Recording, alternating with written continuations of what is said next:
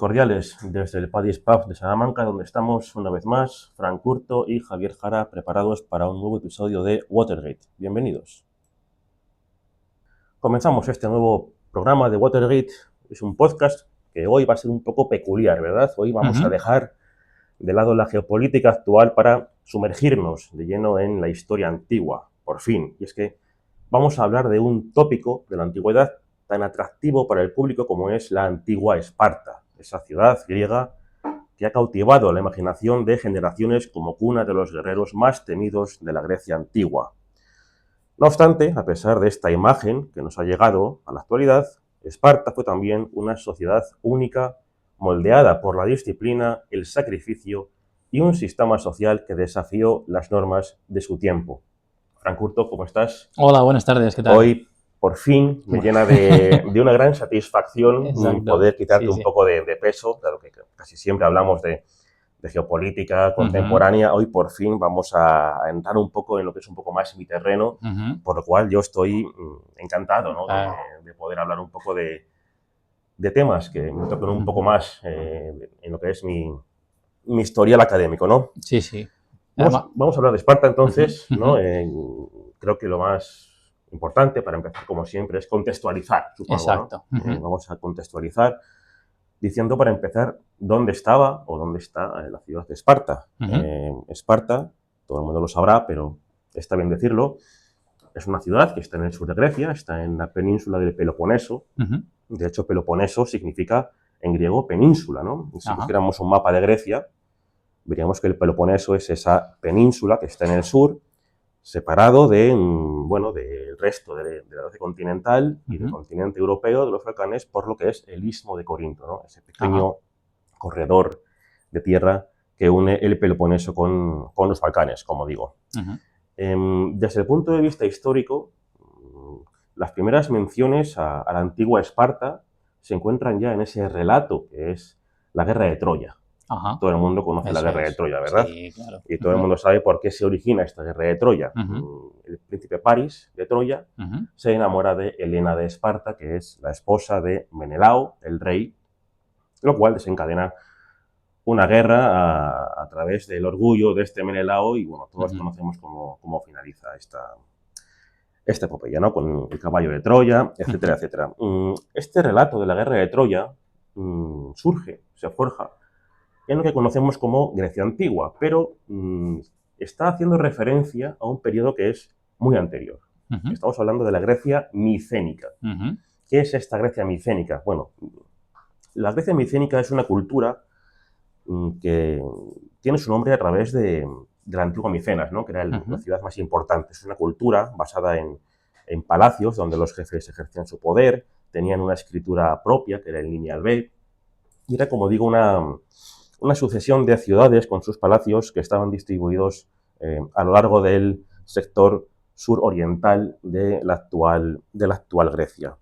Esparta no era la ciudad más importante de esta cultura micénica, pero es cierto que debía de ser de cierta importancia, ¿no? Puesto que si ya aparecen estos relatos homéricos, Helena de Esparta, Menelao de Esparta, etc., esto quiere decir que ya tenía cierta importancia.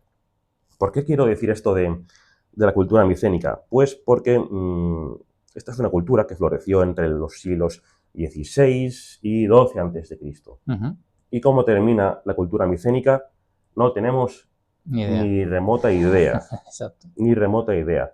Solo sabemos que a comienzos del siglo XII a.C., tanto la cultura micénica, que desaparece abruptamente, como al oriente el reino hitita también desaparece. Más abajo, en el sur, en el levante mediterráneo, el imperio neobabilonio también desaparece y el reino egipcio sufre una gran recesión, que fue el causante de esta abrupta desaparición. Como digo, no sabemos, no tenemos mucha idea, pero hay muchas teorías que apuntan a lo que conocemos como pueblos del mar. Una serie de invasores, cuyo origen nos es desconocido, que se dedicaron en esta época a penetrar en estos territorios del oriente mediterráneo y que causaron, como digo, la destrucción de gran parte de estos reinos, ¿no? De estos imperios, si queremos llamarlo así.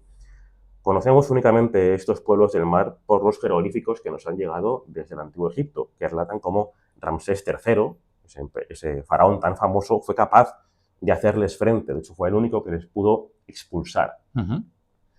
¿Qué ocurre después de la Grecia micénica? Tenemos lo que se conoce como época oscura. Todo atisbo de civilización en Grecia desaparece por completo. Los micénicos, al menos su cultura, desaparece. La escritura desaparece. Imagínate hasta qué punto fue el grado de destrucción para que la escritura desapareciera, ¿no? Entramos, por tanto, en estos siglos oscuros. Y durante estos siglos oscuros, que podemos delimitar entre el siglo XII, XI a.C. y el siglo IX, más o menos, parece ser una de las teorías, porque al no tener muchos registros arqueológicos no podemos decirlo con fiabilidad, pero parece ser que hay una migración de pueblos desde el norte de Grecia hacia el Peloponeso. Estos pueblos sustituyen o esclavizan a las poblaciones anteriores del Peloponeso y van fundando ciertas ciudades sobre el esqueleto de los antiguos centros micénicos. Así más o menos es como surge Esparta. Pero Esparta no es una ciudad. La antigua Esparta no es una ciudad, sino que es la unión de 5 grandes aldeas que se unen, se juntan, no solo para acrecentar su poder, sino para formar un centro común. Así es como surge Esparta. No tiene una acrópolis definida, sino que es la unión de 5 aldeas que son circundantes a un centro político, ¿no? Dicho esto, podemos hablar propiamente de lo que son los orígenes de la antigua Esparta. Eso es, la Esparta clásica. Efectivamente. Y entramos, pues, en el periodo arcaico. Y vamos a hablar, si te parece, de cómo se conforma, cómo se configura, desde el punto de vista político y social, lo que es la antigua Esparta, ¿no? Eso es. Esparta, perfecto, que es el resultado de la herencia micénica y estas transformaciones dorias. Los nuevos pobladores dorios traen consigo un orden social que es más austero, más militarizado, pero no por ello dejan de conservar elementos micénicos, como puede ser, por ejemplo, el culto a ciertos héroes, como Heracles, o el culto a las divinidades que ya estaban presentes en la cultura micénica, Atenea, Poseidón, Zeus, etc. En el siglo IX, aproximadamente, o en el siglo VIII, los espartanos se dotan de un sistema legal. La tradición dice que esto viene de la mano de un personaje semilegendario llamado Licurgo. ¿Quién es este Licurgo? Pues tampoco tenemos ni idea.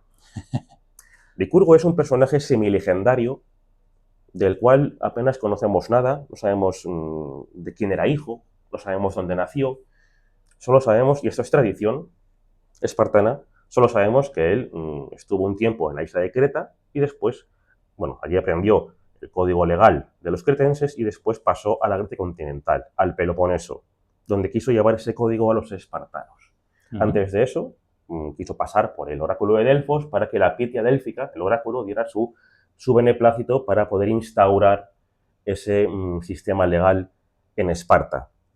Esto no deja de ser un mito, porque los espartanos eran fervientemente devotos de todo lo que dijera el oráculo de Delfos, aunque supieran que era falso. Lo que decía el oráculo de Delfos para los espartanos iba a misa, nunca mejor dicho, ¿no? Iba a misa. Y si el oráculo de Delfos decía que ese orden político y social tenía que seguirse a rajatabla, los espartanos tenían que hacerlo así. Entonces, tenemos a esta figura semilegendaria que aporta una serie de leyes a los espartanos. Dicho esto, ¿en qué consisten estas leyes? Vamos a empezar por si te parece, por el organigrama político.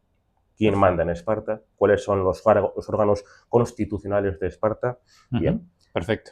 ¿Quiénes mandan en Esparta? Pues Esparta es un sistema peculiar, como ya he dicho, porque no tiene un rey, ni tiene un arconte, o un alcalde, si queremos llamarlo así. Lo que tiene Esparta son 2 reyes. Es una diarquía. Una diarquía. 2 reyes que teóricamente tienen el mismo poder. Uno procede de una dinastía y otro de otra diferente. ¿Realmente tenían el mismo poder? En principio sí, según las leyes de Licurgo sí. Luego podremos ir viendo que en realidad, bueno, estas 2 dinastías, que eran los Agíadas y los Euripóntidas, se llevaban fatal. Fatal. Y entre ellos siempre querían quedar uno por encima del otro, y en muchas ocasiones lo conseguían. Vale. Como digo, dos reyes que tenían como principales potestades la capacidad militar, es decir, dirigir a los ejércitos, y capacidades que eran religiosas, ¿no? En un escalón inferior tenemos la gerusía. ¿Qué significa gerusía? Esto procede de geronte, que significa en griego algo así como anciano, viejo. Es que una gerusía es el consejo de ancianos. Pensemos, por ejemplo, en la palabra gerontocracia. Gerontocracia es el poder de los ancianos. Pues la gerusía, que es este consejo de ancianos, podemos asemejarlo al Senado romano. Es un órgano que está compuesto por 28 ancianos mayores de 60 años procedentes de las familias más prominentes de Esparta. A estos 28 ancianos hay que sumarles los 2 reyes, los 2 diarcas. Estas 30 personas, quizá las más poderosas de Esparta, tenían como cometido derivar, o sea, plantear propuestas políticas para que después el órgano inferior, que es la asamblea, las aprobase o las rechazase. Pasamos, por tanto, a lo que es la asamblea. La asamblea ciudadana, o apela, como se la conocía en Esparta, estaba formada, en teoría, por todos los ciudadanos de pleno derecho de Esparta. Y su cometido, como acabo de decir, es rechazar o aceptar las propuestas que previamente la gerusía les dejaba. ¿Cómo aceptaban o rechazaban estas propuestas? Pues el método era muy curioso, porque no había una votación como tal. Es decir, se planteaban las 2 propuestas, una a favor, una en contra, sobre un tema político, el que fuera, por ejemplo, declarar la guerra a unos vecinos. Podía ser que sí o que no. En función de esa votación, lo que se hacía era aplaudir una votación o la otra. Y quedaba a juicio de la gerusía cuál de las 2 propuestas había recibido una mayor aclamación. O sea, había por ovación, ¿no? Por ovación, básicamente, como en qué apostamos, para que tengas una idea, ¿no? Te puedes imaginar, por tanto, siendo miembros de la gerusía quienes determinaban qué propuesta tenía más aplausos, una mayor ovación, el nivel de corrupción que podía tener esta asamblea deliberativa, ¿no? Claro. Entonces, ya hemos delimitado cuáles eran los órganos políticos de Esparta, ¿no? El núcleo de las leyes de Licurgo. Ahora pasemos, si te parece, al sistema social. La antigua Esparta estaba muy bien delimitada desde el punto de vista social. En la cúspide de su poder estaban los homoioi, los ciudadanos de pleno derecho. Homoioi es el plural de homoios, que significa semejante. Los ciudadanos de Esparta eran, en teoría, semejantes en poder político y en economía. Esto, como veremos más tarde, no era para nada real. ¿Cuáles eran los requisitos para ser homoios o ciudadano de Esparta? Pues en primer lugar tenías que ser hijo de un ciudadano espartano y posteriormente tenías que superar la agogé, que a todos nuestros oyentes estoy seguro de que les va a sonar la agogé. Es el sistema educativo espartano. Es un sistema educativo que les prepara no para aprender oficios artísticos, no les enseña filosofía, o si les enseñaba era muy poquito, pero estaban enfocados generalmente para labores militares. Y es que los homoioi tenían prohibido ejercer cualquier labor que no fuera su derecho político o la guerra. Los ciudadanos de Esparta únicamente tenían como objetivo la guerra. ¿Qué tenían que ofrecer a cambio los ciudadanos espartanos? Tenían que aportar una especie de impuesto en los banquetes comunales. Los banquetes comunales, o sisitia, eran comidas comunales, como digo, donde cada noche se sentaban de 15 en 15 en una mesa diferentes ciudadanos y cada uno tenía que aportar una ración alimentaria. Todos tenían que aportar, en teoría, lo mismo, pero sabemos por testimonios que algunos aportaban más que otros para ganar prestigio entre sus conciudadanos. ¿Vale? Estos son los homoioi o iguales, este grupo exclusivo de varones, porque las mujeres no podían ser ciudadanas de pleno derecho, que encarnaban pues, un ideal de sociedad militarizada, ¿no? Estaba forjado a su vez por estas reformas legislativas de Licurgo, ese legislador semilegendario. Como digo, los homoioi no trabajaban. Su sustento dependía de las tierras que estaban trabajadas por los esclavos, que ahora veremos, ¿no? Lo cual les permitía dedicarse en exclusiva al entrenamiento militar y al servicio del Estado. Probablemente fuera esta dedicación al Estado lo que convirtió a los espartanos en esos temidos hoplitas de la falange espartana, ¿no? Cuya disciplina y cohesión eran ya legendarias entre el mundo griego, como se ha visto en numerosas ocasiones, como por ejemplo en la batalla de las Termópilas, ¿no? La famosísima batalla de las Termópilas, que después tendremos tiempo de profundizar en ella. En un escalón inferior, desde el punto de vista social, tenemos a los periecos, que significa literalmente los que viven alrededor. Eso. Es la unión de dos palabras. Peri, que es alrededor, y oikos. Oikos significa casa. El plural es oikoi. Seguro que todos conocemos la palabra oikos por los yogures griegos, que ahora se llaman oikos, porque, dado que cierta marca de yogures no cumplía la legalidad para llamar yogur griego a sus yogures, acabaron por denominarlos oikos, que es una palabra griega y que significa, pues, hogar.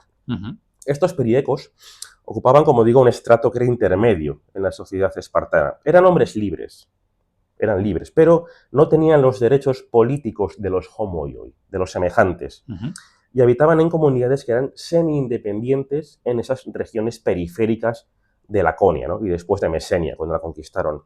Eran tierras costeras, pueblos montañosos, y se dedicaban a actividades económicas que eran esenciales, ¿no? Que eran aquellas, además, a las que no se dedicaban los ciudadanos, los homoioi, como la artesanía, el comercio o la agricultura especializada. A diferencia de los ciudadanos, los periecos podían poseer propiedades y podían manejar transacciones comerciales, lo cual convertía a esta comunidad en un pilar que era, desde el punto de vista económico, vital para Esparta, porque eran ellos quienes producían las armas, producían las herramientas y, en general, los bienes que después los espartanos de pleno derecho, enfocados en la guerra, pues no elaboraban. En época de guerra, en tiempos de conflicto, estos periecos también servían como soldados auxiliares. No tenían el mismo nivel tampoco en la guerra que sus homólogos de pleno derecho. Aunque a menudo es verdad que los integraban en las falanges junto a los homoioi, siempre sin el mismo prestigio. Gozaban, pues, de cierta autonomía en sus comunidades, pero estaban subordinados a Esparta y tenían que pagar tributos, además de que estaban sujetos a la supervisión de la Jerusía y de las demás magistraturas. Era una posición, por tanto, que era ambivalente, porque eran libres, porque no eran ciudadanos, ¿no?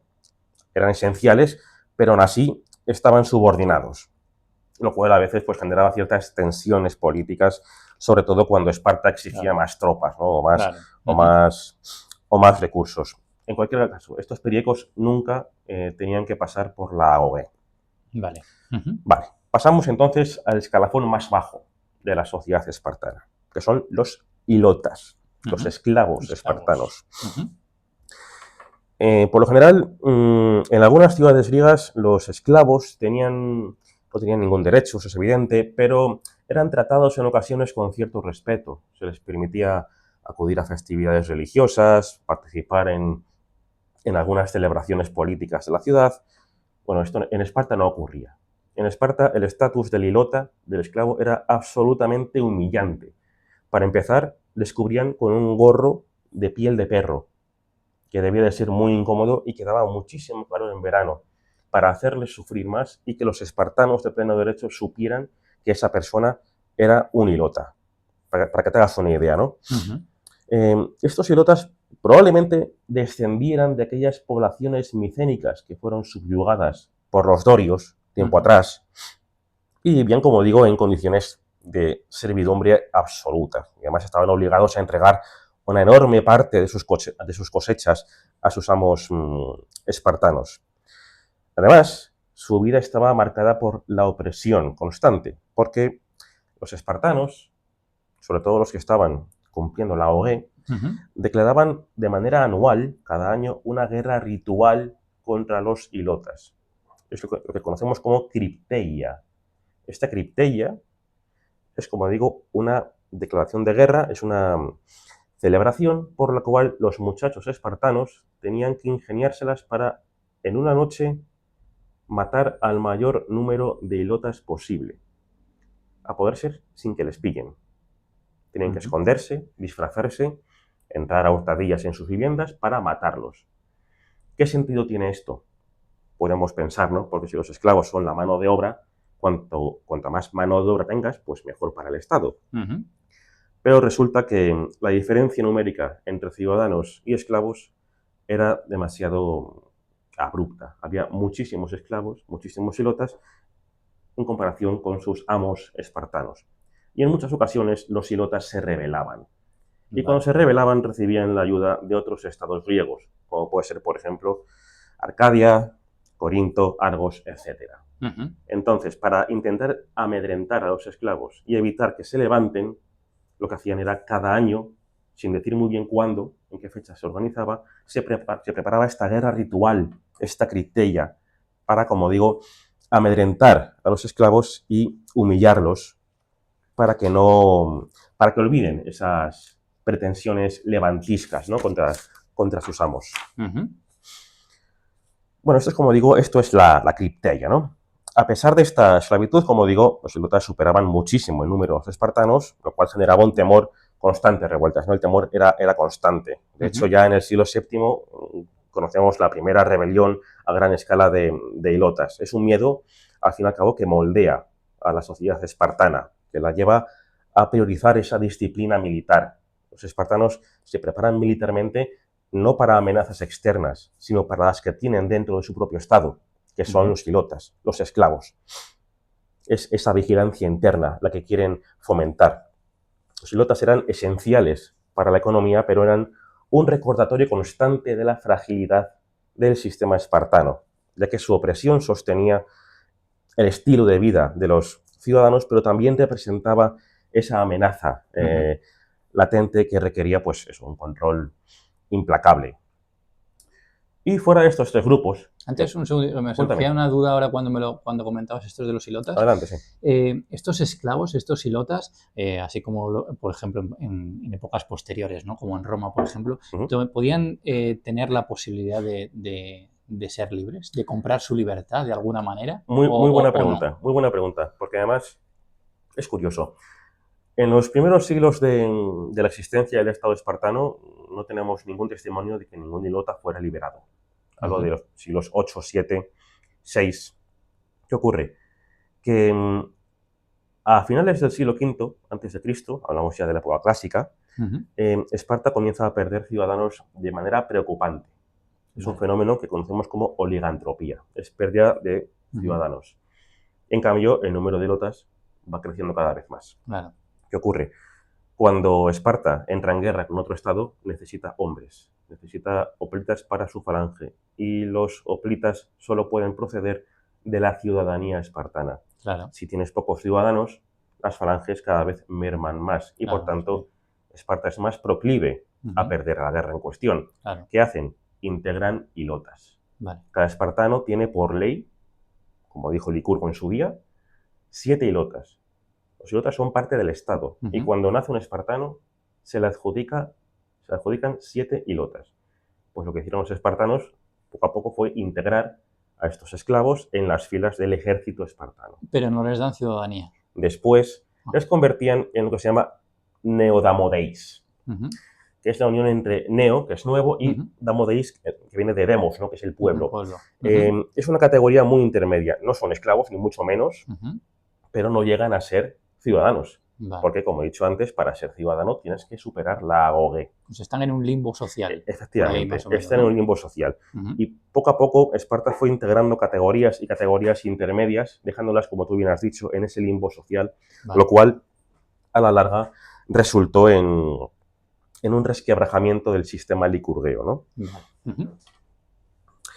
¿no? Quería hablar después, aparte de estas tres categorías, de las mujeres espartanas. Y es que las mujeres espartanas ocupaban una posición única en la Grecia antigua. En Grecia, Grecia era una cultura eminentemente patriarcal. O sea, la mujer no valía casi absolutamente nada. Su ámbito estaba relegado a la esfera doméstica y, si me apuras, a la religiosa. Bueno, pues parece ser que en Esparta tenían cierto ámbito de acción, no solo en esa esfera religiosa, sino que tenían cierta libertad, cierta educación y respeto que contrastaban marcadamente con ese confinamiento doméstico de las mujeres en otras ciudades como Atenas, ¿no? Y es que, a diferencia de sus contrapartes en otras zonas de Grecia, las mujeres en Esparta tenían una educación formal que incluía entrenamiento físico, iban al gimnasio. Cuando Platón, que era un filolaconio, filoespartano, si lo prefieres, viajó a Esparta y se encuentra con que hay mujeres en el gimnasio, se escandalizó profundamente, diciendo, ¿cómo es posible que haya mujeres en el gimnasio? Recuerdo que la gente iba desnuda al gimnasio. Claro. De hecho, gimnasium, gimnasio, Sí, significa algo así gimnos, como desnudez, ¿no? Bueno, pues se escandaliza. El caso es que las mujeres espartanas tenían que ser fuertes y saludables. ¿Para qué? Pues para dar a luz hijos. Claro. Hijos robustos que se convirtieran posteriormente en futuros hoplitas de Esparta. Y de hecho, la única forma de que una mujer tuviera un epitafio a su muerte, es decir, que se grabase en una estela quién era y por qué murió, es que hubiera muerto dando a luz a otro espartano. En el caso de los hombres, solo se recibía ese epitafio si morías en batalla, ¿no? Pero en el caso de las mujeres tenía que ser dando a luz. Y es que la generación de hijos se convirtió en un problema para Esparta a partir del siglo V a.C. Tanto fue así que los gobernantes espartanos comenzaron a ofrecer privilegios a aquellos que tenían hijos. Si tenías 2 hijos, pues te eximían de parte de los impuestos. Si tenías 3 hijos, te proporcionaban un escalafón mayor en la asamblea, quizá. O si tenías 4, a lo mejor te eximían de ir a la guerra, por ejemplo. La necesidad de hijos era tan acuciante que, si me lo permites, te voy a leer claro. un pasaje de Jenofonte. Jenofonte es un autor del siglo IV a.C., también laconófilo, que recopiló las leyes de Licurgo, ¿no? O lo que él escuchó sobre las leyes de Licurgo. Te voy a leer un pequeño pasaje que habla de la preocupación que había en Esparta sobre la generación de hijos. Dice, Licurgo prohibió que cualquier hombre tomara esposa en cualquier momento de su vida e insistió en que los jóvenes debían casarse cuando se hallaran en la plenitud de sus fuerzas, en la creencia de que así era lo mejor para obtener unos hijos más robustos. Esto quiere decir que no te podías casar si no habías superado la agoge. Y la agoge se extendía desde los 7 años, después hablamos de ella, desde los 7 años hasta casi los 30. Piensa en la esperanza de vida en Esparta. No era como ahora, no vivían 80 años, a no ser que fueras un diarca. Un ciudadano podía vivir a lo mejor 40 años con suerte. Pues hasta los 30 aproximadamente no podías tener hijos. Continúo con el pasaje de Jenofonte. Dice, podía ocurrir, sin embargo, que un viejo tuviera una esposa joven, y Licurgo se había percatado de que en tales casos los viejos vigilaban muy de cerca a sus jóvenes esposas. Un hombre viejo lo tiene más complicado para, digamos, satisfacer a su joven esposa, ¿no? Continúo, entonces, por lo cual acordó una norma de comportamiento distinta. El marido de una cierta edad debía permitir que algún joven cuyas facultades físicas y morales fueran notables yaciera con su esposa con vistas a procrear. Es decir, o sea, piénsalo. Sí. Nosotros tenemos 60 años, una joven esposa, nos hemos casado con ella por sus tierras, y ahora viene el Licurgo a decirnos que no, que tiene que acostarse con otro hombre porque nosotros somos incapaces. Esparta fue uno de los escasísimos ejemplos de la Edad Antigua donde se permitió la poliandría, que una mujer tomara a varios hombres. Poligamia es que una persona tenga varias personas, en general. Poliginia es que un hombre tenga varias mujeres, pero en el caso de Esparta es poliandria o poliandría en griego, que es que una mujer tenga varios hombres y que yazca con ellos para tener descendencia. De hecho, otros autores, como Polibio, ya mucho después, nos hablan de poliandria adélfica. ¿Qué significa esto de adélfica? Hablo de poliandria entre hermanos, efectivamente. Y es que se daban casos en los que el hogar estaba compuesto por un matrimonio de un hombre y una mujer, y los hermanos del hombre. De manera que si el hombre en cuestión, el marido, se iba a la guerra, pues los hermanos se encargaban de yacer con su esposa para dar hijos a la familia. Eran familias multipaternales, si queremos llamarlas así, que tenían como objetivo, en realidad el objetivo era económico. Claro. Y es que la herencia no saliera del clan, que permaneciese, en todo caso, en el seno de la familia, del clan. Todo por la causa. Efectivamente. Por eso te decía antes que la Claro. igualdad entre ciudadanos es muy relativa, porque todos los ciudadanos tendían a concentrar la riqueza, y la riqueza en Esparta era la tierra. Vale. Si yo tengo un hijo, intento casar a mi hijo con su prima, claro, para que toda la tierra quede en manos del clan. Vale. Luego tenemos frases célebres, como las que nos relata Plutarco, que decía una mujer a su esposo: vuelve con tu escudo sobre él, ¿no? Todo lo conocemos de cierta película, que también podremos después hablar de ella, con lo cual se enfatiza así, ¿no?, la importancia del honor y del sacrificio por encima de la vida misma. Resumiendo, sobre las mujeres, a pesar de esa falta de derechos políticos formales, las mujeres tenían cierta influencia en la sociedad espartana, como digo, ¿no?, especialmente en la gestión económica y familiar. Aristóteles nos llega a decir, también escandalizado, que hasta el 20% de la riqueza de Esparta permanecía en manos de las mujeres. Esto es impensable en otros estados griegos. Claro. Tengamos en cuenta que es una cultura muy patriarcal. Es decir, las espartanas podían heredar y poseer tierras, y llegaron a controlar una parte sustancial de la riqueza en Esparta, lo cual, como digo, genera críticas por debilitar esa igualdad entre ciudadanos. Finalmente, esta autonomía permitía a las mujeres moverse con mayor libertad en público, ¿no? A veces, como te he puesto el ejemplo de Platón, ¿no?, se escandalizaba a los visitantes de otras ciudades griegas que veían sus ropas más cortas. Las mujeres en Grecia, en Atenas, por ejemplo, llevaban un quitón. Un quitón es una túnica que va hasta debajo de las rodillas, casi hasta los tobillos. En Esparta no. En Esparta iban con el equivalente actual a una minifalda, más o menos, ¿no? Esto es, ¿cómo es posible que una mujer muestre sus encantos de esta forma? Esto era impensable. Combinaban cierta fuerza física con la gestión doméstica y un compromiso cívico que hacía de las mujeres espartanas una pieza clave en el engranaje de la ciudad-estado espartana. Podemos continuar, si te parece. Hemos hablado antes de la agoge. Sí, y yo creo que podríamos profundizar un poco en lo que es, ¿no? Como he dicho antes, la agoge era el sistema educativo de Esparta. Era el pilar que transformaba a los jóvenes espartanos en aquellos temidos guerreros que todos hemos visto en las películas y que algunos autores de la antigüedad también nos hablan de ellos. Diseñada para forjar disciplina, resistencia y, sobre todo, lealtad absoluta al Estado. Desde los 7 años, los hijos varones de los ciudadanos espartanos eran arrancados de sus familias y sometidos a un rigurosísimo entrenamiento que duraba hasta los 20 años en principio, para pasar después hasta los 30. Estaban supervisados por éforos, que eran los magistrados, y por unos personajes llamados paedonomoi, que eran los educadores.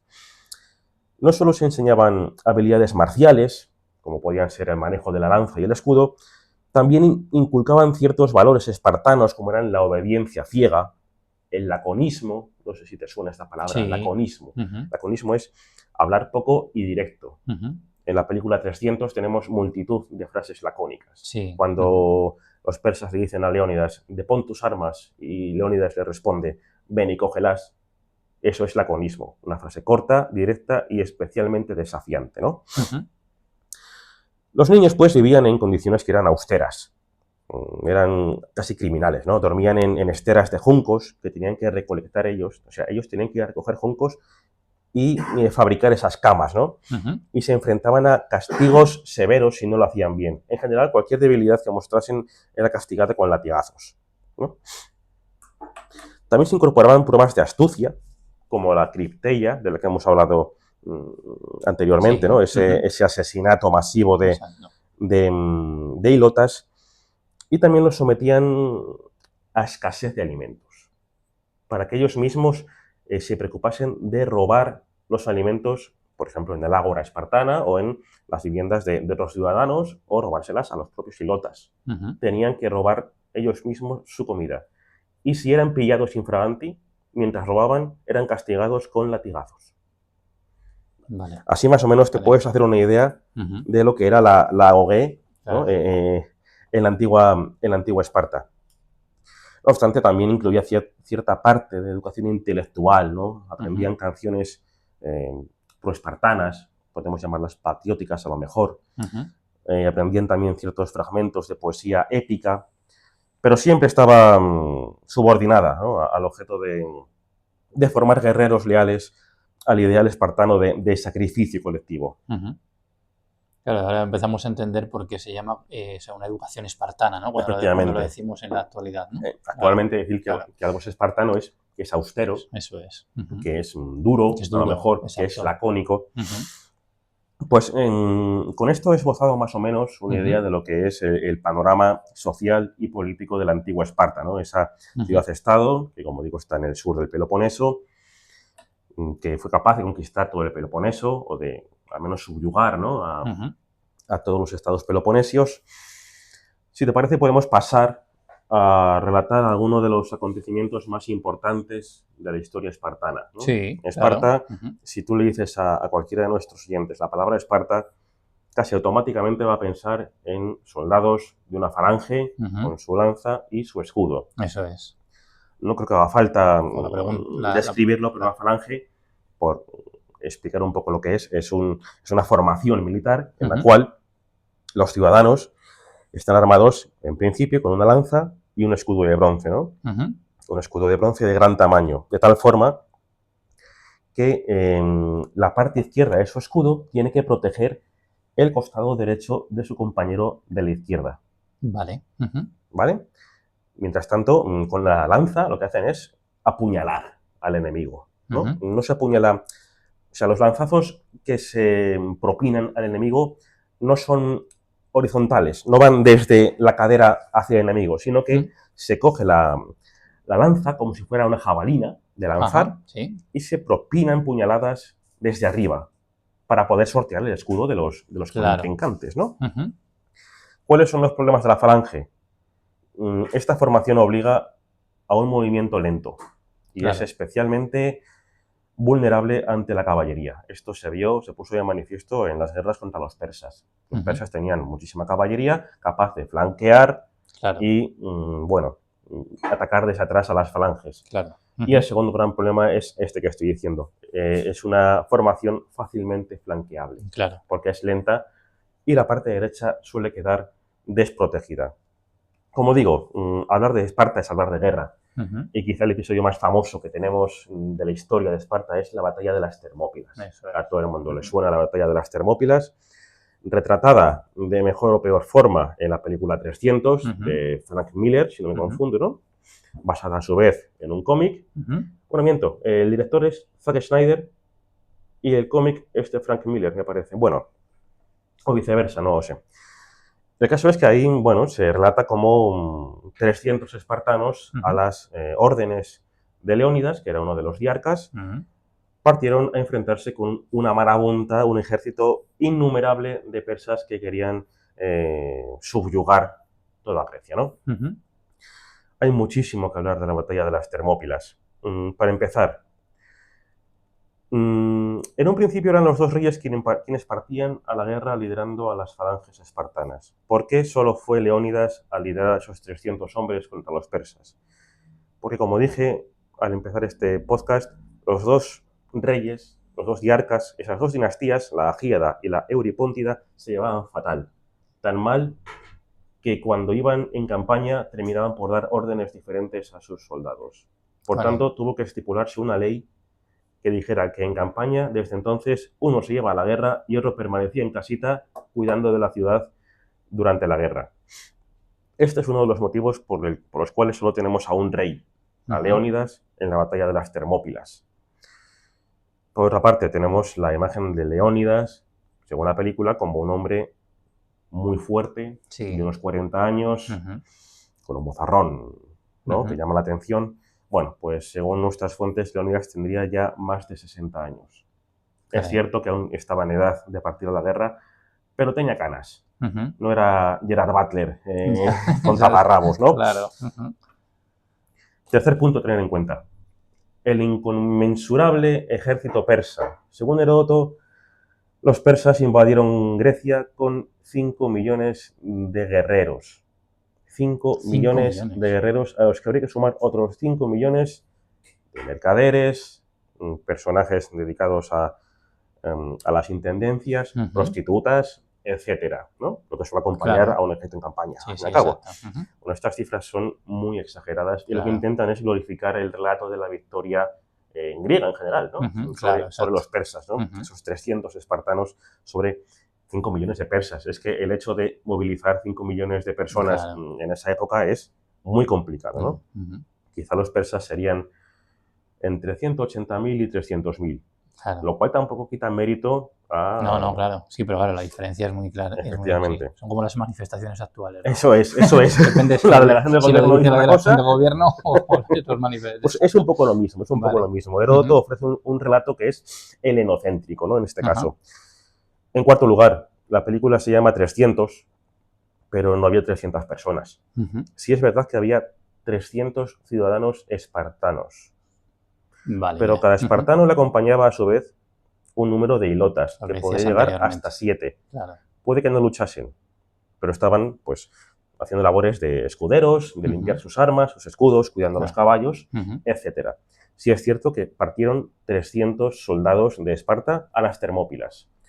¿Por qué solo 300? Si Esparta tenía unos 8.000 ciudadanos preparados para la guerra.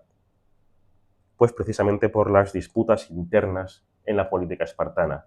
Un rey estaba a favor de llevar la guerra a un lugar tan lejano como eran las Termópilas y el otro decía que de eso nada, que lo apropiado para Esparta es quedarse en la ciudad y proteger la ciudad en caso de que los persas llegasen al Peloponeso, porque las Termópilas están pasando el istmo de Corinto y por tanto está más allá de la península del Peloponeso. Entonces Leónidas no tuvo más remedio que partir con esa pequeña guardia de 300 espartanos. Aún así, no eran los únicos griegos que había. Había contingentes de otras partes de Grecia. De hecho, y en esto las fuentes son claras, había entre 7.000 y 11.000 griegos.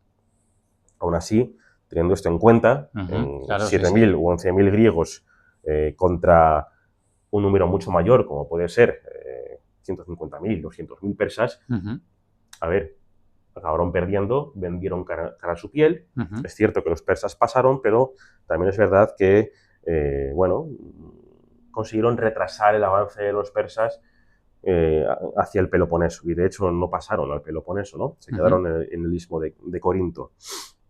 Esta quizás sea la batalla más famosa en la que han participado los espartanos. Después de las guerras médicas, que terminan venciendo los griegos, no por obra y gracia de los espartanos, sino por una unión de los griegos antipersas en general, se produce lo que conocemos como Guerra del Peloponeso.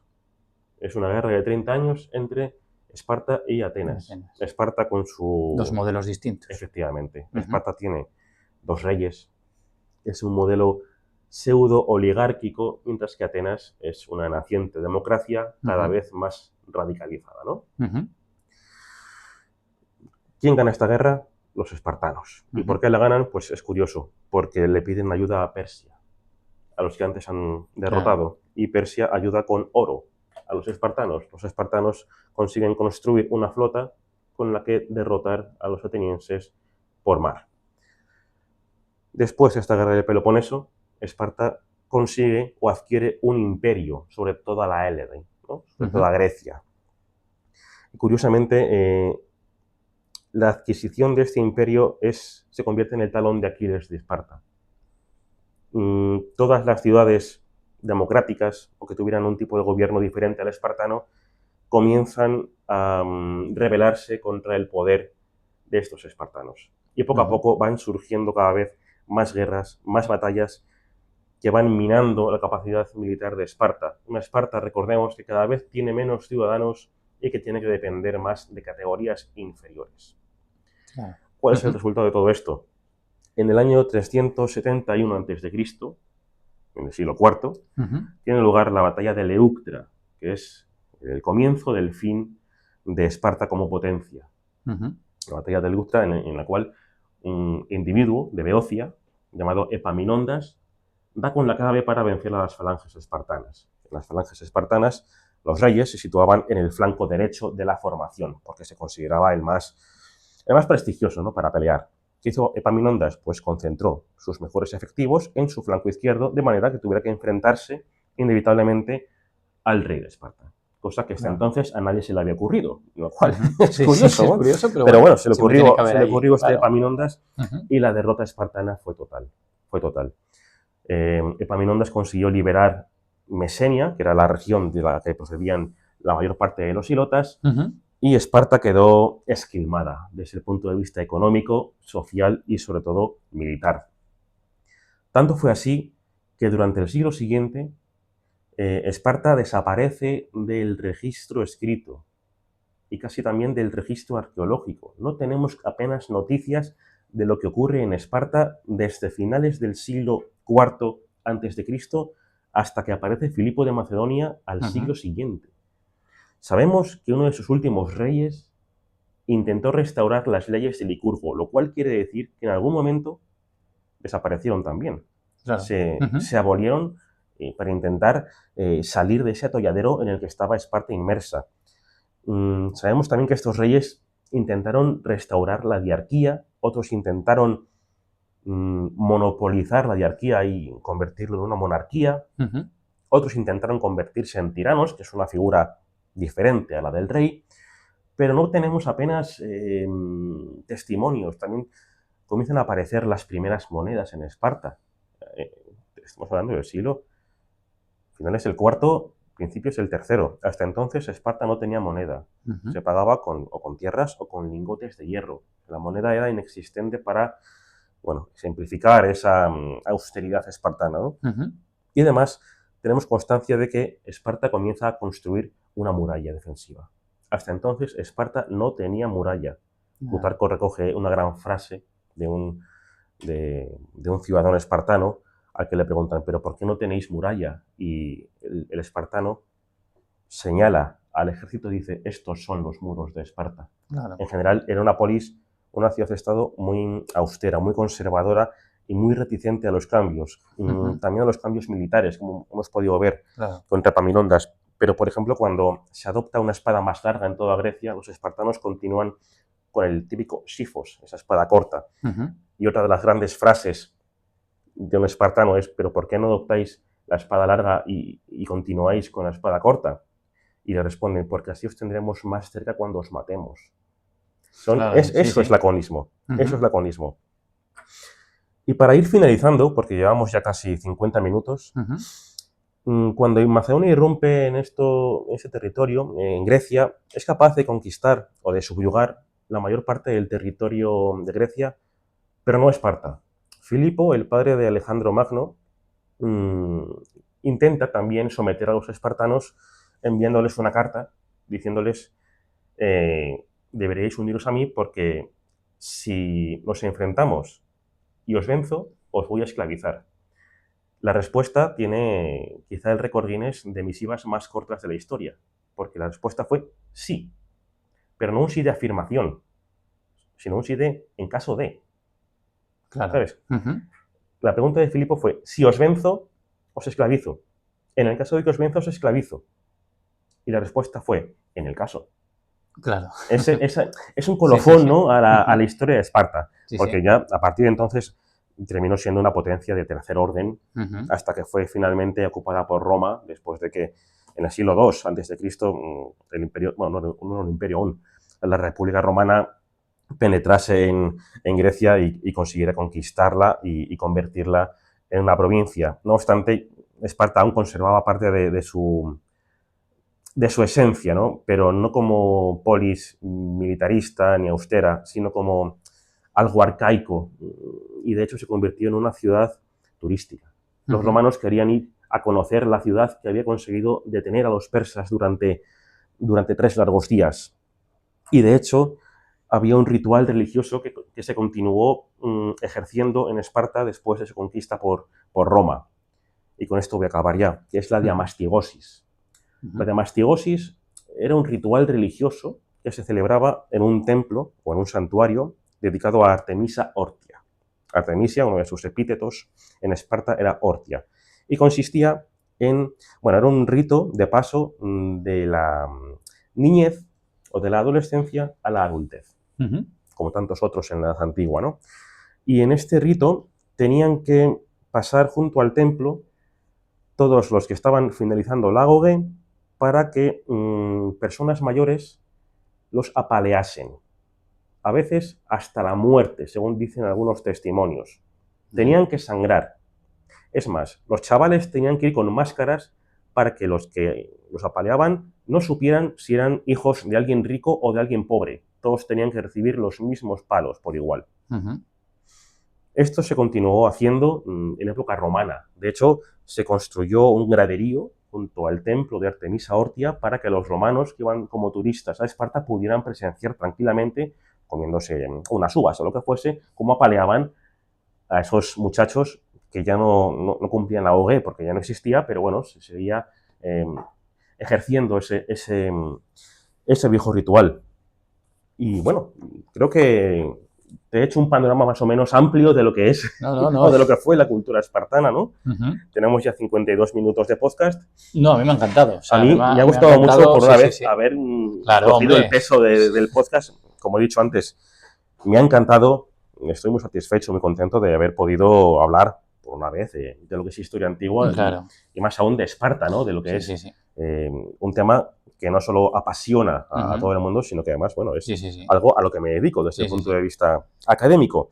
Por tanto, te agradezco muchísimo que me hayas escuchado durante casi esta hora. A mí me ha encantado, o sea, yo ya te digo, hoy muchas cosas, o sea, quiero decir, conocía a nivel general, ¿no?, de la historia y esto, pero realmente has dado un nivel de detalle y sobre todo que yo creo que conocemos más la Esparta, ¿no? Porque yo creo que la gente, los oyentes que hayan escuchado este podcast, pues bueno, pueden tener más o menos conocimiento, pero realmente, bueno, yo creo que la gente tenía como una idea muy general y muchas veces difusa y a veces como también ha sido yo creo que Esparta ha sido tan, no sé, tan publicitada, ¿no?, a nivel de medios, ¿no? O sea, en el sentido de cine, de todas estas cosas, muchas veces no sabemos distinguir entre ficción y realidad y yo creo que este podcast pues ha servido para que la gente entienda una de las civilizaciones, yo creo que más apasionantes que había en la antigüedad, ¿no? Yo además, a medida que ibas contando cosas, aparte que he ido aprendiendo mucho, lo bueno de este podcast y a veces de la historia, ¿no?, es ver cómo cuando uno ya también tiene un poquito conocimiento de otras épocas históricas, incluso de la actualidad,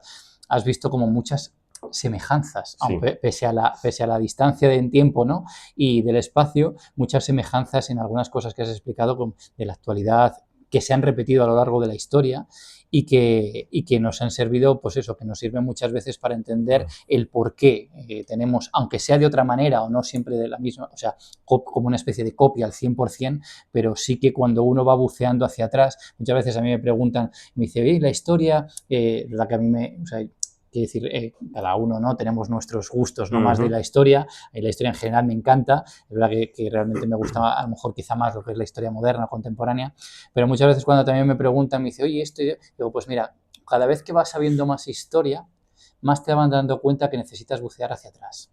Desde luego. Vas necesitando saber más cosas de atrás para ir entendiendo cada vez mejor y comprender mejor la actualidad. Y lo peor es que cuanto más buceas y más profundizas, más tienes esa sensación de que no sabes nada, ¿no? Eso por supuesto. Una de las partes bonitas de la historia y del conocimiento en general. Y es cierto lo que dices, de que Esparta está muy presente en el imaginario colectivo de la actualidad, sobre todo en Occidente.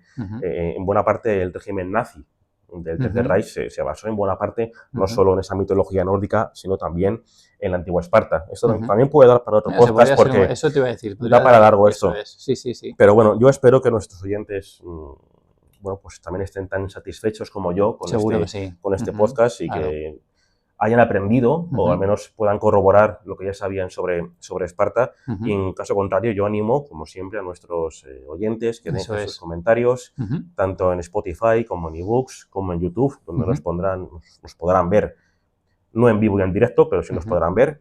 Así que, como siempre, animo a nuestros oyentes a que dejen sus comentarios, a que se suscriban a nuestro canal. Fran, muchísimas gracias. Muchas gracias a ti. Por escucharte, Muchas por gracias, escucharme, tío. mejor dicho. Ha sido un auténtico placer. Muchísimas gracias, como siempre, al Paddy's Pub de Salamanca, nuestra sede tradicional. Tampoco tenemos otra, ¿no? Pero como siempre, muchísimas gracias.